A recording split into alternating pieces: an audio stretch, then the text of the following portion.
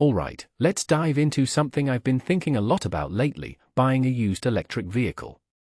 Now, I know what you're thinking, isn't that risky? And honestly, that's exactly what I thought too. But here's the thing, I'm someone who's owned over 50 cars in my life, from rust buckets to classics, and I've learned that sometimes, the riskiest moves are the most rewarding. So, when I decided to buy a used EV as a family car, I knew it could go either way. But after a year and 12,000 miles, I've got some insights that might surprise you. First off, let's talk about why I even chose an EV. Personally, I think the narrative around electric cars is often too black and white. People either swear by them or write them off completely.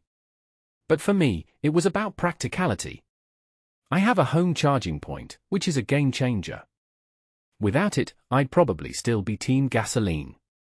But with it, the savings compared to my old diesel Skoda Superb were just too good to ignore. What makes this really interesting is that the cost of running an EV isn't just about fuel, it's about the entire ecosystem. For instance, my Hyundai Ioniq 5 costs me around £540 in electricity for 12,000 miles, compared to nearly £1,800 for diesel.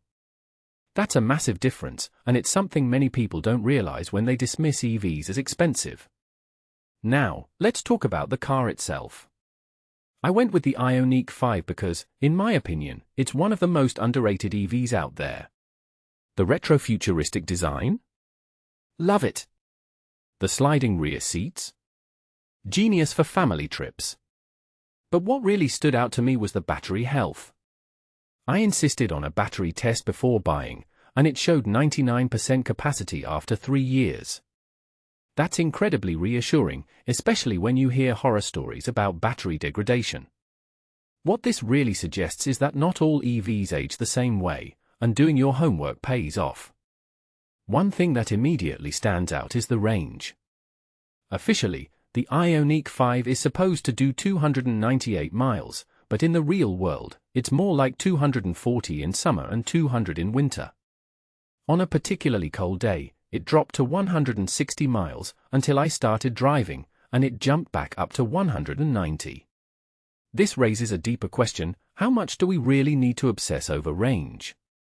I mean, I've done 460-mile trips in this car, and the charging stops weren't nearly as painful as I expected.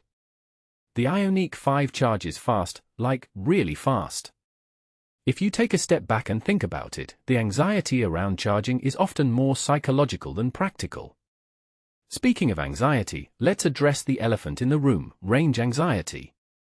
I'll admit, my wife once came home with the battery at 2%. But here's the thing, it wasn't the car's fault. It was ours. We didn't plan properly. And that's a detail I find fascinating. EVs don't create anxiety, they expose it. They force you to think differently about driving, and that's not a bad thing. It's a shift in mindset, and once you get used to it, it's actually kind of liberating.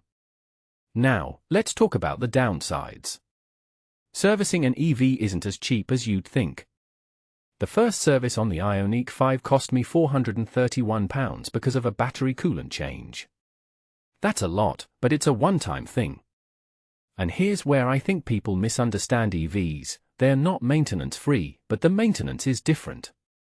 There's no oil change, no spark plugs, but there are other things to consider. It's a trade-off, and in my opinion, it's worth it for the long-term savings. Finally, would I buy another used EV? Absolutely, with a couple of caveats. A battery health check is non-negotiable. And a long warranty? Essential.